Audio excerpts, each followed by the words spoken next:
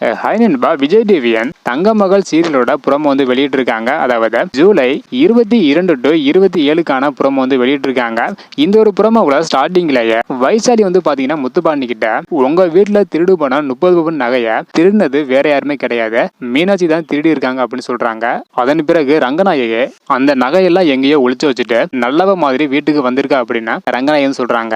அதுக்கு முத்துப்பாண்டி மீனாட்சி நகை வந்து திருடிப்பாங்களா அப்படின்னு கேக்குறாங்க. அதன் பிறகு வந்து பாத்தீங்கன்னா போலீஸ் வந்து வந்துடுறாங்க. போலீஸ் வந்ததுக்கு அப்புறம் அங்க இருக்கிற 2 பொண்ணுங்க மீனாட்சி எங்க வீட்டுல வேலை செய்யற சாக்குல 30 பவுன் நகைய திருடிட்டு போயிட்டாங்க அப்படின்னு போலீஸ் வந்து புகார்னு சொல்றாங்க. எனக்கு அந்த நகைக்கும் சம்பந்தமே கிடையாது, நான் வந்து அந்த நகை வந்து எடுக்கல அப்படின்னு மீனாட்சி சொல்றாங்க.